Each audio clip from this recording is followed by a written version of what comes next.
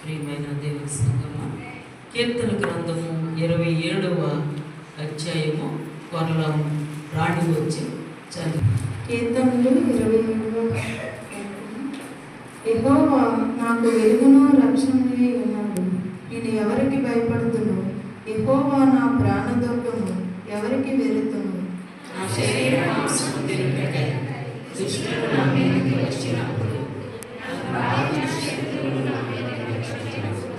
వారు తొట్టిల్లి కూలి నాతో యుద్ధము చేయుటకు దండు దిగినను నా హృదయము భయపడదు. నా మీదకి యుద్ధము రేగినను దీనిలో నేను ధైర్యము గడుపుకుందును.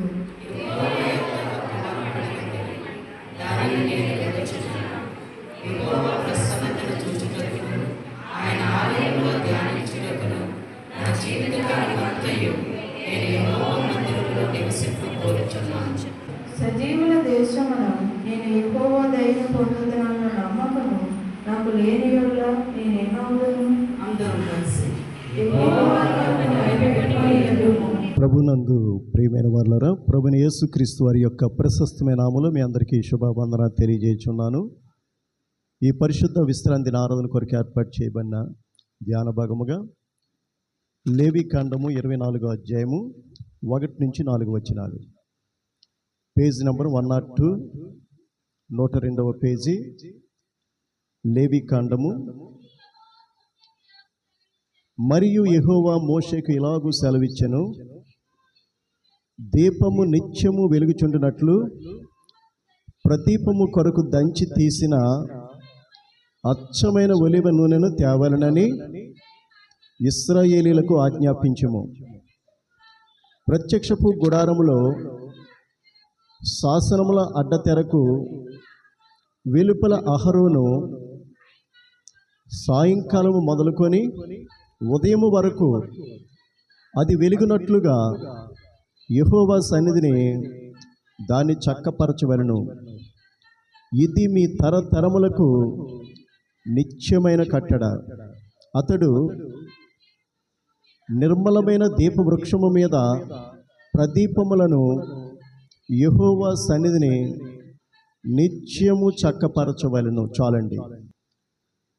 ఇక్కడ చూసినట్లయితే ప్రత్యక్ష గుడారము యెహోవా దేవుని కాలంలో ఇశ్రాయేలు ప్రజల మధ్య దేవుడు అంటున్నాడు, మీ మధ్యను నాకు కూడా ఒక గుడారం వేయండి, నేను కూడా మీలాగే గుడారంలో నివసిస్తాను, మీ మధ్యన ఉంటాను, దానిని ప్రత్యక్ష గుడారం అని పిలవాలి. దేవుడు ప్రత్యక్షమై దేవుడు మాట్లాడేటటువంటి స్థలము.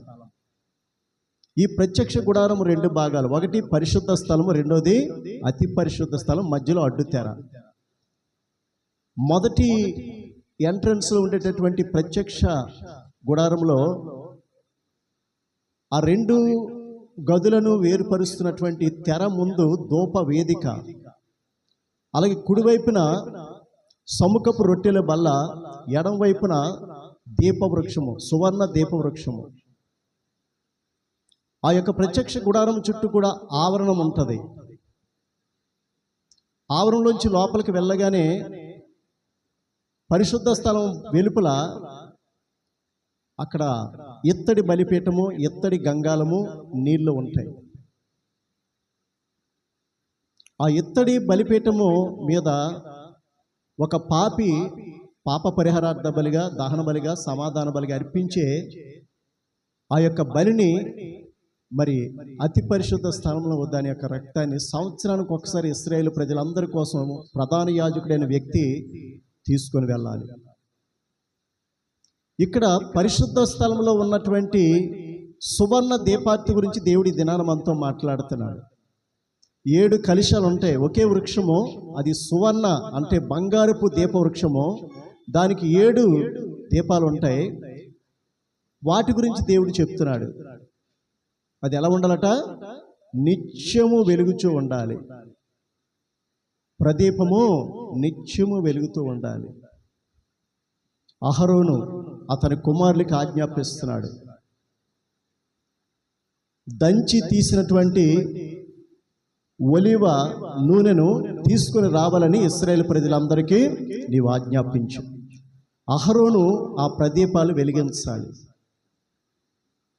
ప్రతిరోజు కూడా ఆ దీపంలో ఉదయం మొదలుకొని సాయంత్రం వరకు కూడా నూనె పోస్తూ ఉండాలి, ఒత్తి సరిచేస్తూ ఉండాలి, దీపాన్ని వెలుగుతూనే ఉండాలి, ఆరిపోవడానికి వీల్లేదు. ఇది ఇశ్రాయేలు ప్రజలందరికీ నిత్యమైన కట్టడ. నిత్యమైన కట్టడ ఏంటి? నిత్యమైన కట్టడ అంటే దీపము నిత్యము వెలుగుచూ ఉండవలెను.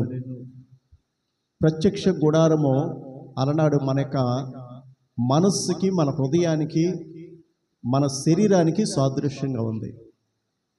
అదేనా ఇశ్రాయేలు ప్రజలు 40 సంవత్సరాలు ఐగుప్తులోంచి కానాను దేశానికి ప్రయాణం చేశారు. నిజానికి ఐగుప్తు దేశాన్ని నుంచి కానాను దేశానికి వెళ్ళాలంటే 40 రోజులు చాలు, అంటే నెల మీద 10 రోజులు చాలు. కానీ దేవుడు ఎంత గొప్ప అద్భుత కార్యాలు చేసినా, సూచక్రియలు చేసినా, మహత్కార్యాలు చేసినా ఇశ్రాయేలు ప్రజలు సొనుగుతూను గొనుగుతూ ఉంటే దేవుడు ఆ సొనుగు గొనుగు వినలేక ఇలాంటి దుష్టతరాన్ని పాలుతేనెలు ప్రవహించే దేశంలో నేను ప్రవేశపెట్టలేను. ఎంత గొప్ప కార్యాలు వీరి కోసం చేస్తున్నా, వీరు నా మీద సొనుగుతున్నారు, గొనుగుతున్నారు, నన్ను చాలా తేలిగ్గా చులకనగా హేళనగా మాట్లాడుకుంటున్నారు. కాబట్టి ఈ తరాన్ని నేను తీసుకెళ్ళను. ఈ తరం నుంచి 4వ తరానికి, 4వ తరం వారిని నేను ఆ పాలు తేనెలు ప్రవహించేటటువంటి ఇశ్రాయేలు దేశానికి నేను, వారు మాత్రమే అక్కడ అడుగు పెడతారు. ఇన్ని లక్షల జనాంగం కూడా అక్కడికి వెళ్ళేసరికి వీళ్ళు రాలిపోవాలి, వీళ్ళలో ఎవడు కూడా బ్రతికుండకూడదు. కాబట్టి దినానికి ఒక సంవత్సరంగా 40 దినాలకి 40 సంవత్సరాలు వారి కొరకు పనిష్మెంట్గా దేవుడు అక్కడికి తీసుకెళ్ళేటటువంటి సమయాన్ని హెచ్చించాడు. 40 దినాల్లో వెళ్ళాలి.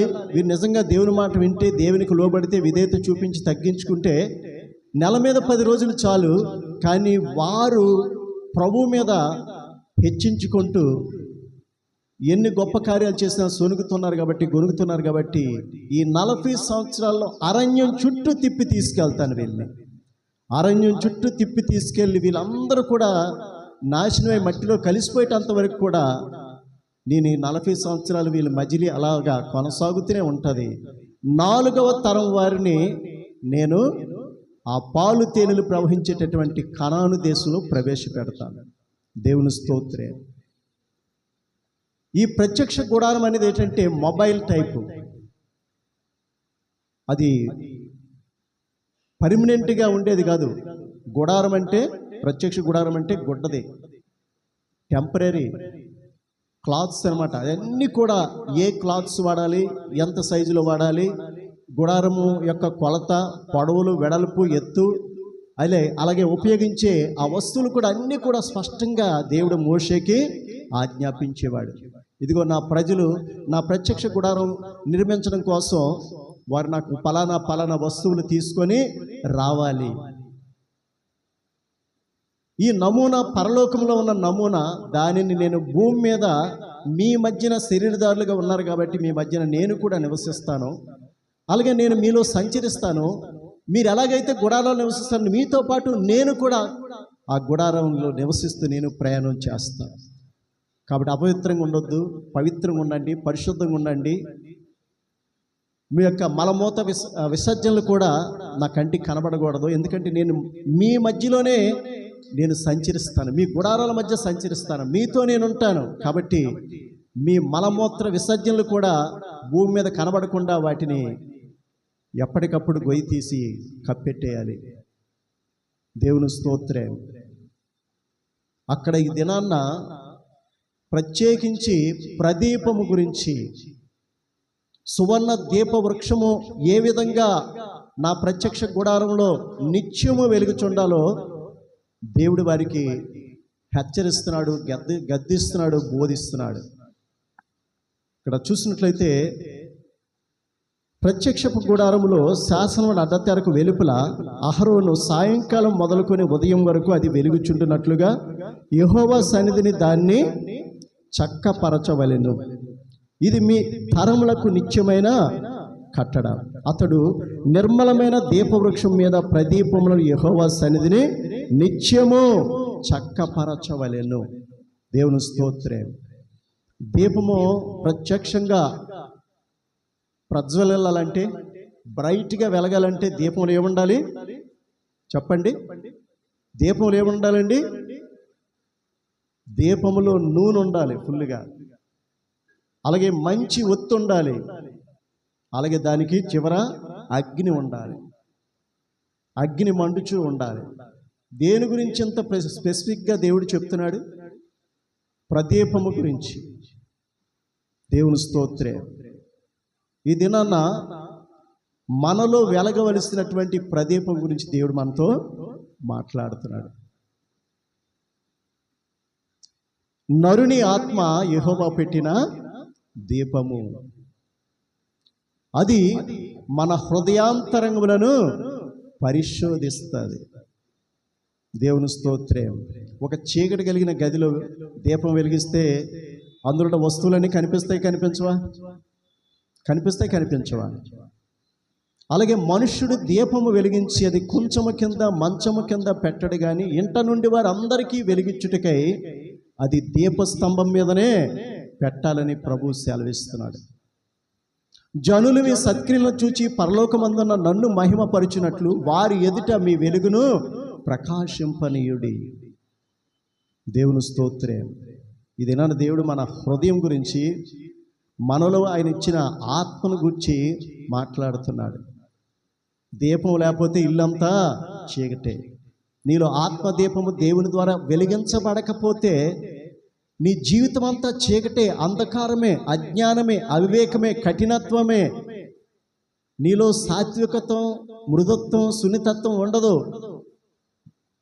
నరుని ఆత్మ యెహోవా పెట్టిన దీపము, అది హృదయాంతరంగాల్ని, ప్రతి ఒక్కని యొక్క హృదయాంతరంగాల్ని పరిశీలిస్తుంది, పరిశోధిస్తుంది, పరీక్షిస్తుంది. నీలో దేవుని ఆత్మ లేదనుకోండి, ఆత్మ దీపం లేదనుకోండి, నీ హృదయం అంతా దేంతో నిండి ఉంటుంది? చీకటి, అజ్ఞానము, అవివేకము, అంధకారము, అంధకార సంబంధమైన క్రియలతో నువ్వు నింపబడతావు. నువ్వేమై ఉన్నావో నీకు తెలియకుండానే నువ్వు వెళ్ళిపోతుంటావు. నువ్వు కలిగి ఉన్నదంతా ఇది నాకు మేలు అనుకుంటావు, ఇది నాకు ఆశీర్వాదం అనుకుంటావు, ఇది నాకు అదృష్టం అనుకుంటావు. నువ్వు అనుకున్నదేది అది నిజం కాదు. ఒక దినాన్న పచ్చి నిజం బయటపడవలసిన పరిస్థితిలో నువ్వు ఒక అజ్ఞానివని, ఒక అవివేకమని, ఒక జ్ఞానం లేని బుద్ధిహీనుడివని నువ్వు తెలుసుకునే రోపే నీ జీవితం ముగిసిపోద్ది. కాబట్టి దీపము వెలుగుతుంటే నీ హృదయాంతరంగాల్లో ఆ దీపం వెలుగు పరిశీలిస్తుంది, పరిశోధిస్తుంది. అమ్మో నేను పాపినా, అరే నేను చేస్తున్నది పాపమా, ఇది దోషమా, ఇది అపరాధమా, ఇది దేవుని దృష్టికి అతిక్రమమా, ఇది దేవునికి అవిధేయత అని నీలో దేవుని యొక్క ఆత్మదీపం, పరిశుద్ధాత్మ లేకపోతే నిన్ను నువ్వు గ్రహించుకునే స్థితిలో నిన్ను నువ్వు నశింప చేసుకుంటావు. ఏది కీడో, ఏది మనకి అజ్ఞానమో, ఏది మనకి శాపమో దాన్ని నువ్వు హత్తుకొని ప్రేమిస్తావు, బహు ప్రీతిగా దాన్నే వెంబడించడానికి ఇష్టపడతావు. దేవుని ఆత్మదీపం నీలో వెలిగించబడకపోతే, పరిశుద్ధాత్మ నీలో లేకపోతే నీ జీవితం ఈ లోకంలో 200 సంవత్సరాలు బ్రతికిన అది వ్యర్థమే, అది నీకు నష్టమే, అది నీకు శాపమే, అది నీకు ఉగ్రత దినమందు నీకు నువ్వుగా తీర్పు తీర్చుకునే పరిస్థితి అని దేవుని యొక్క వాక్యము స్పష్టంగా సెలవిస్తుంది. అలాగే నా దీపము వెలిగించువాడవు నీవే. మన దీపాన్ని వెలిగించేది ఎవరు? నరుని ఆత్మ యెహోవా పెట్టిన దీపము, అది అంతరింద్రియములన్నింటినీ పరిశోధిస్తుంది, పరీక్షిస్తుంది. అలాగే చూసినట్లయితే నా దీపమును వెలిగించువాడవు నీవే. ఓకే, దీపం వెలిగించి అలా వదిలేస్తే ఏమైపోద్ది? చమురు అయిపోద్ది, ఒత్తి మాడిపోద్ది, దీపం మారిపోద్ది. కానీ పెట్టేది ఆయనే, వెలిగించేది కూడా ఆయనే. నా దీపము వెలిగించువాడము నీవే, నా దేవుడైన యెహోవా నా చీకటిని నాకు వెలుగుగా చేయును. మనలో ఉన్న చీకటిని వెలుగుగా చేసేది ఎవరండి? ఎలాగా? ఆజ్ఞ దీపముగాను, ఉపదేశము సందేశముగాను ఉండును. శిక్షార్థమైనటువంటి ఉపదేశాలు జీవ మార్గములు. శిక్షార్థమైన ఉపదేశం. ఒక్కొక్కసారి వాక్యం వింటే గుచ్చుకుంటుంది, వాక్యము నిన్ను కొట్టినట్టు ఉంటుంది. అది శిక్షార్థమైన గద్దింపులు, నీకు జీవ మార్గములని దేవుని యొక్క వాక్యం సెలవిస్తుంది. మరి నీ వాక్యము వెల్లడి అగుట తోడనే వెలుగు కలిగెను. అది తెలివిలేని వారికి తెలివిని, జ్ఞానాన్ని, వివేకాన్ని కలుగు చేస్తాయి. దేవుని యొక్క వాక్యము వెల్లడగుట తోడనే. ఇందాక చీకటి ఉండకూడదు, వెలుగు కావాలని కోరుకున్నావు కదా. నీ ఇంట్లో, నీ గృహంలో, నీ కుటుంబంలో మరి దేవునికి సంబంధించిన విషయంలో ఎప్పుడు చీకట్లోనే ఉండడానికి ఎందుకు ఇష్టపడతావు? నీ వాక్యము వెల్లడగుడు తోడనే ఏం కలుగుతుంది? వెలుగు కలుగుతుంది. కరెంటు పోయింది, మళ్ళీ కరెంటు రాగానే ఎలా ఉంటుందండి? వెలుగు. మనస్సుకి సంతోషం, మనస్సుకి ఆనందం, మనస్సుకి ధైర్యము, నిబ్బరము. కరెంటు పోగానే లేచి ఆ స్థితిలోంచి లేచి నడవడానికి భయపడతాం. కాబట్టి ఇక్కడ చూసినట్లయితే దేవుని యొక్క వాక్యం ఏమన్నా మనకి కరువుగా ఉందా? వాక్యం దొరకటం లేదా? వాక్యము నీకు అందుబాటులో లేదా? వాక్యము నీ యొద్దను నీ చేతిలో ఉందని చెప్తున్నాడు. నీ యొద్ద, నీ నోట, నీ చేతిలో ఉంది. అది మేము ప్రకటించు విశ్వాస వాక్యమే అని పౌలు గారు సెలవిస్తున్నారు. దేవుని స్తోత్రం. మన దేవుల్లో బ్రతికున్నామా? బ్రతికుంటే ఆయన ఆత్మదీపం మనలో వెలుగుతూ ఉంటుంది. నీ ఆత్మదీపం ఆరిపోయింది అనుకో, నువ్వు దేవుని విషయంలో బ్రతికున్నా చనిపోయినా నిర్జీవమైన శవంతో సమానం. మన జీవితాలు, మన కుటుంబాలు. బ్రతికున్నామండి దేవుడిలో. బ్రతికుంటే ఆయన వెలుగు నీలో ఉంటుంది. ఆయనలో జీవముండెను, ఆ జీవము మనుషులకు వెలుగై ఉండెను.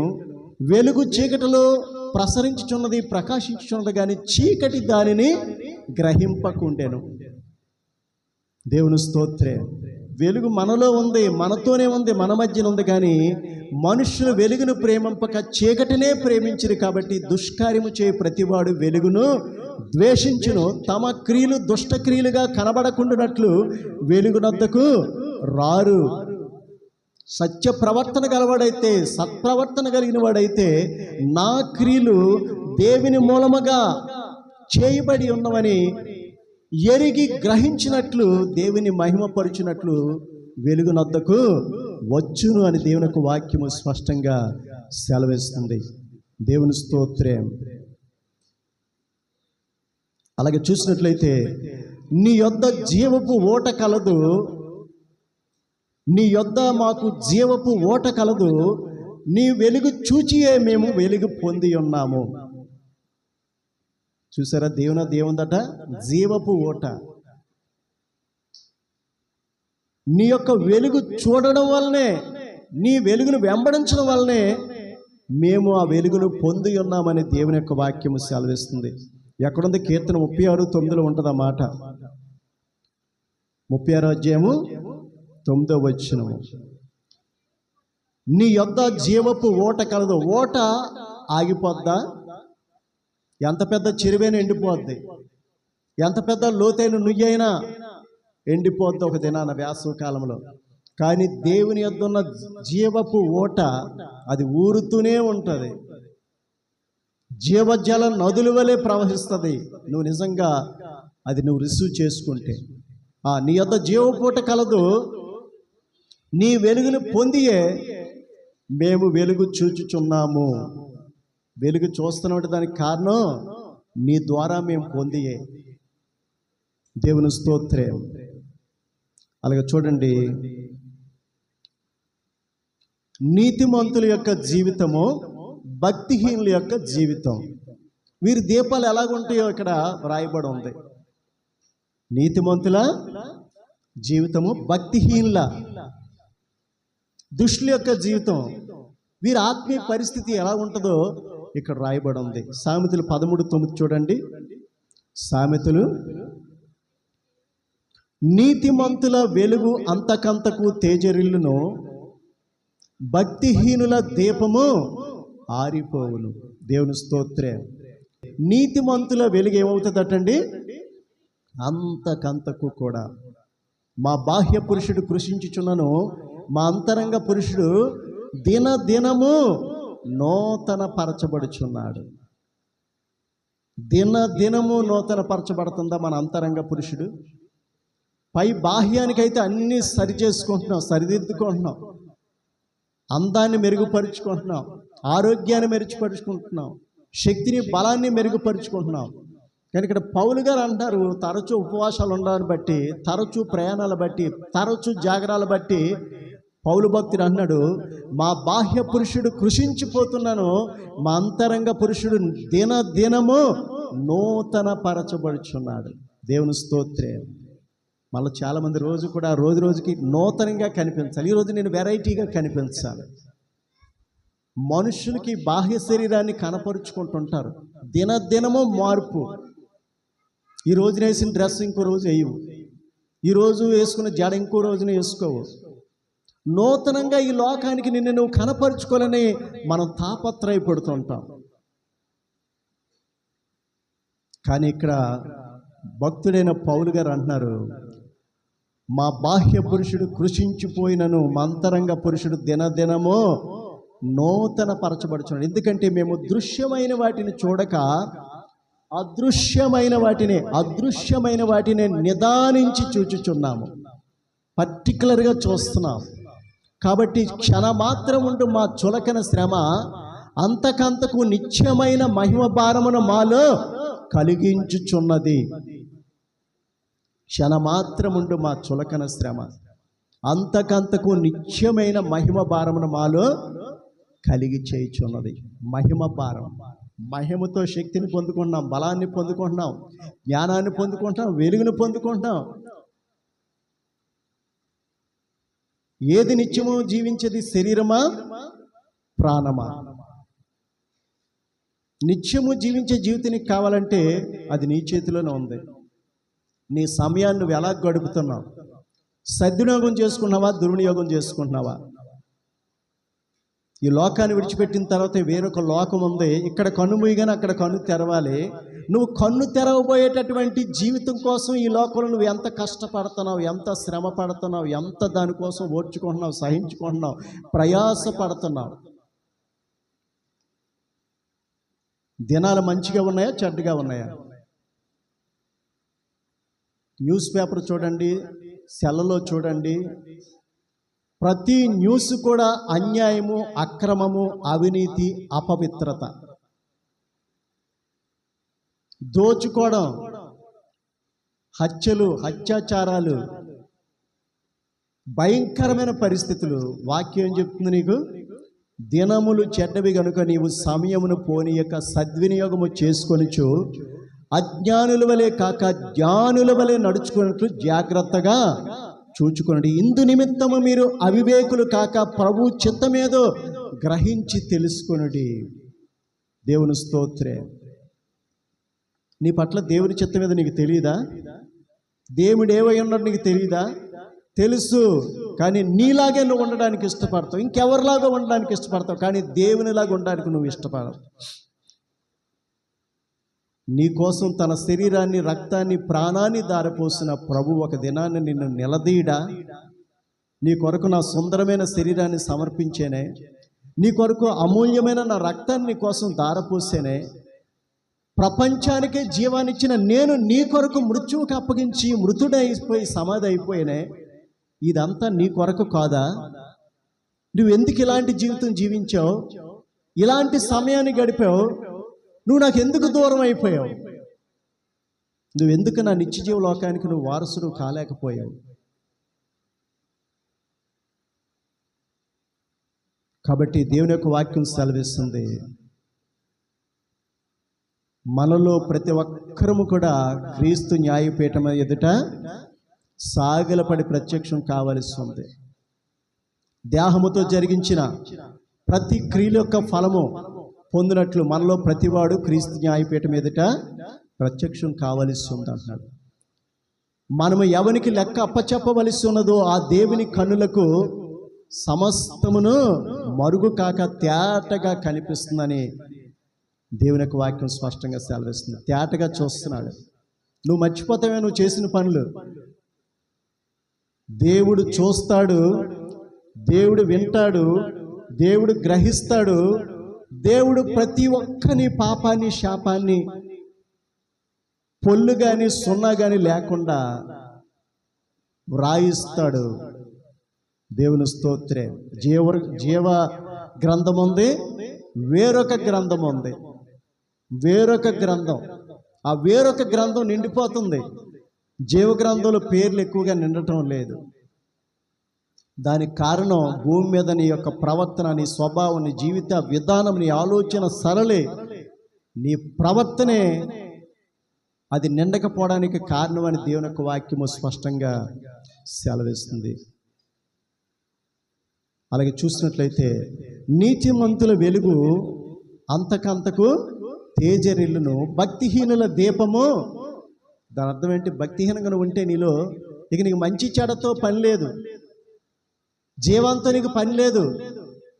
నీ క్రియలన్నీ మరణానికి తీసుకెళ్లే క్రియలే, నరకానికి తీసుకెళ్లే స్వభావమే జీవితంతోనే నువ్వు నింపబడతావు. కాబట్టి నీ దీపం ఏమైపోద్ది?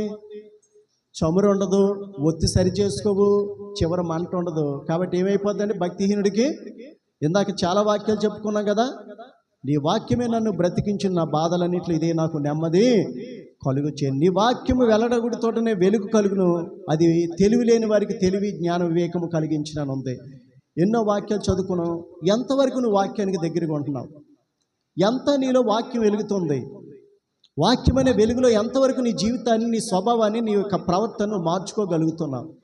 ఇదేనా సినిమా లేదా సీరియలా? దేవుడు మనకి మధ్యలో జరుగుతున్నది లైవ్. లోకంలో తిరుగుతున్న తిరుగుళ్ళు దేవునికి లైవే. నువ్వు చేసిన నీ భూత వర్తమాన భవిష్యత్తులో జరగబోయేది దేవునికి లైవ్, ప్రత్యక్ష ప్రసారం. చూసి విని గ్రహించుకొని రాసుకుంటాడు ఆయన. ఓ దినాన్న ఆ బుక్ ఓపెన్ చేస్తాడు నీ విషయం. నీ పేజీ తెరవబడద్దు ఓ దినాన్న.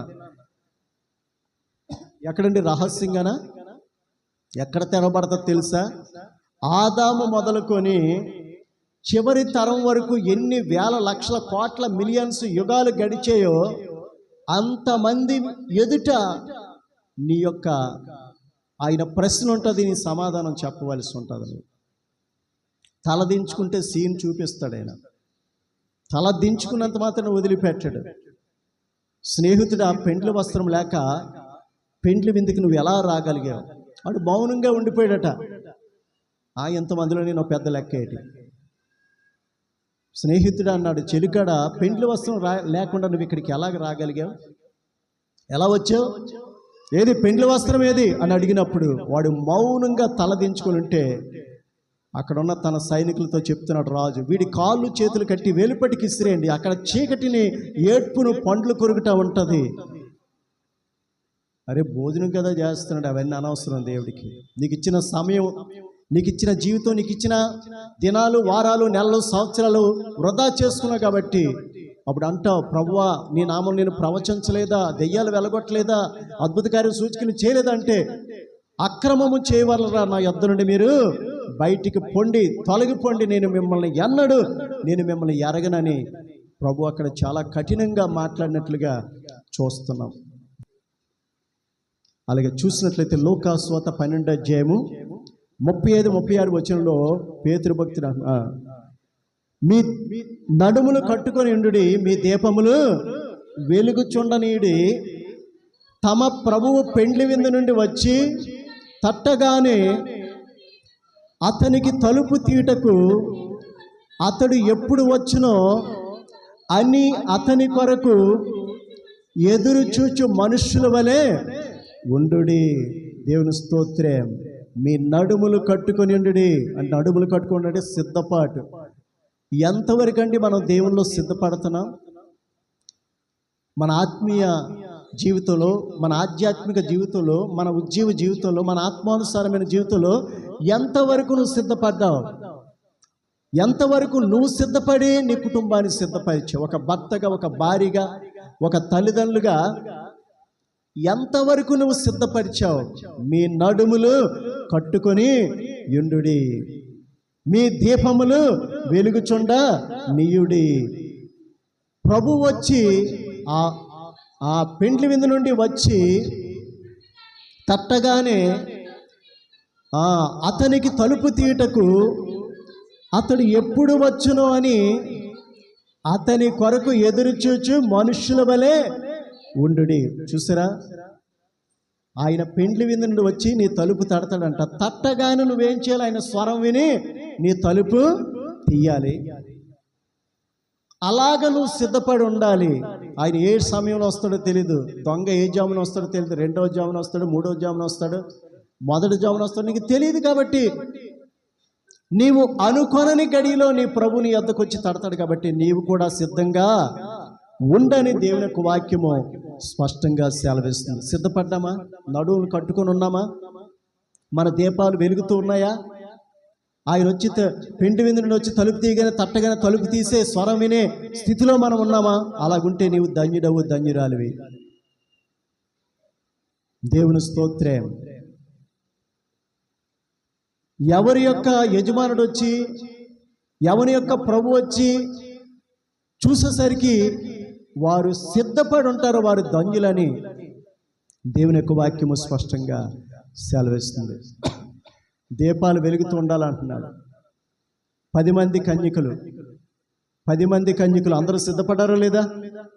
అందరూ మంచి పెండ్లి వస్త్రాలు వేసుకున్నారా లేదా? పెండ్లి ఆభరణాలు ధరించుకున్నారా లేదా? పెర్ఫ్యూమ్స్ రాసుకున్నారా లేదా? వారితో పాటు దీపాలు ఉన్నాయా లేదా?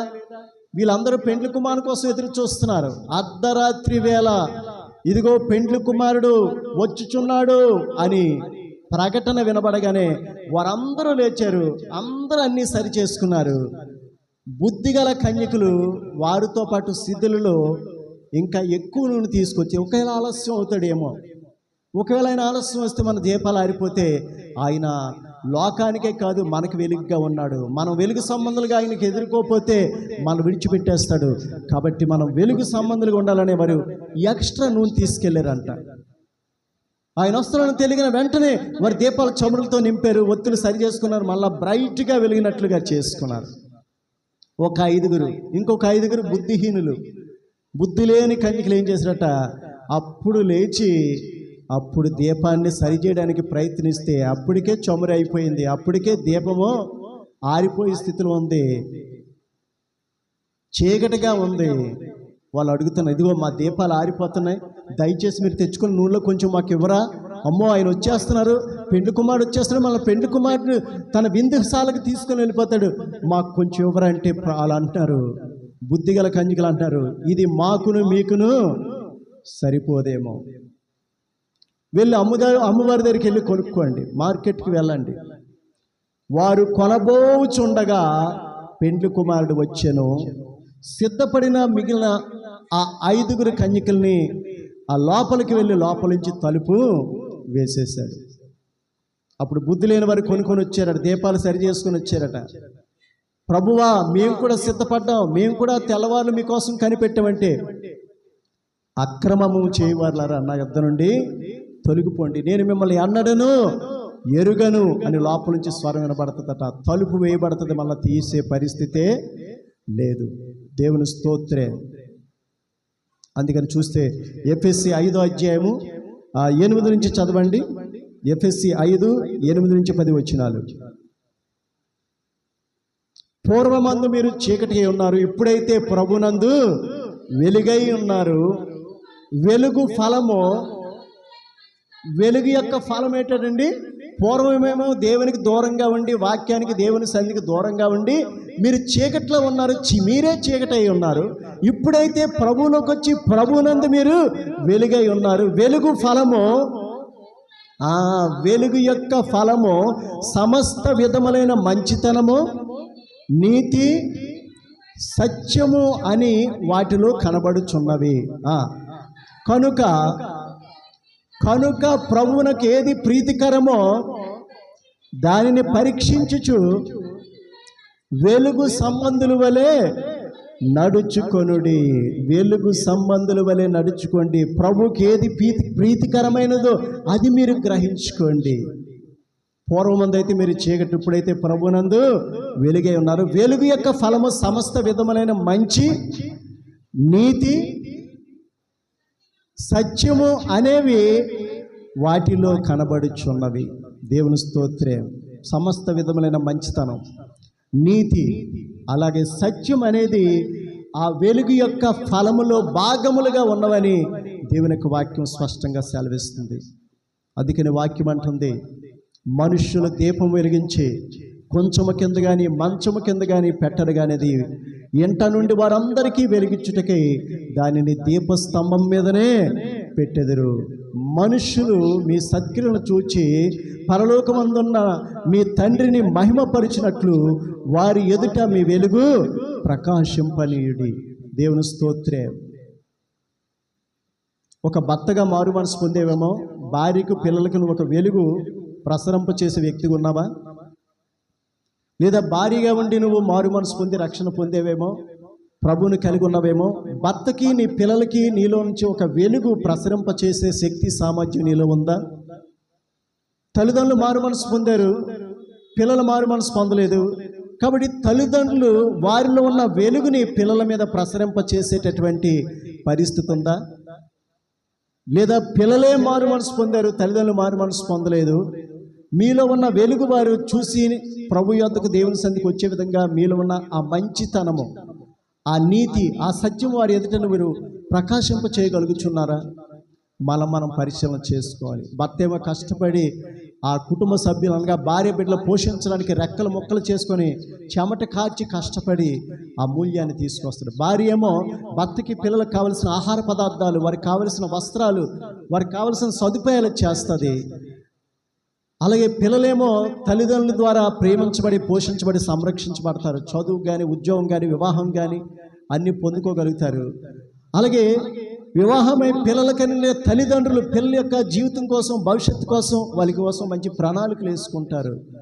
ఇవన్నీ బాగానే ఉన్నాయి. ఒక ప్రయాణ విషయంలో అందరూ ఏకాగ్రత కలిగి ఉంటారు, ఏకత్వం కలిగి ఉంటారు. ఒక భోజనం చేసే విషయంలో, అలాగే అన్ని విషయాలు కూడా భార్య, భర్త, బిడ్డలు, ఆ కుటుంబము ఒక ప్రత్యేకమైనటువంటి ప్రణాళికలు, ఉద్దేశాలు కలిగి ఉంటారు, ప్రయాణం చేస్తుంటారు.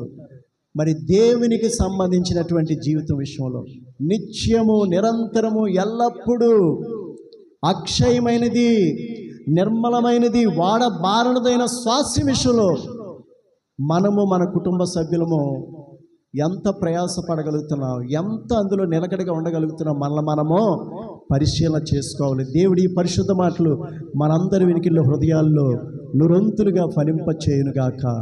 ఆమేన్, ఆమేన్.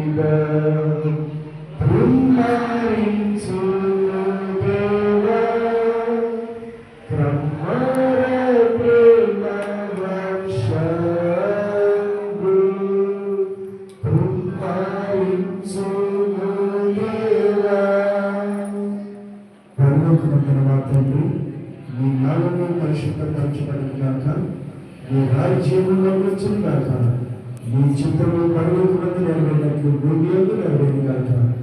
మాకు ఆహారం దయచేయండి, వారు క్షమించిన ప్రకారం వారిని క్షమించుము, మాకు శోధన విధేక దృష్టించి తప్పించుము. ఎందుకంటే రాజ్యము, ఫలము, మహిమ నిరంతరం నీవే ఉన్నావు తండ్రి. ఆమేన్. యెహోవాను ఆశీర్వదించి మిమ్మల్ని కాపాడునుగాక. యేసుక్రీస్తు ప్రభువు తన సన్నిధిని మీద ప్రకాశింపజేసి మిమ్మల్ని కరుణించునుగాక. పరిశుద్ధాత్మ దేవుడు తన సన్నిధిని మీ మీద ఉదయింపజేసి మీకు సమాధానము కలుగ చేయునుగాక. ఆమేన్, ఆమేన్, ఆమేన్.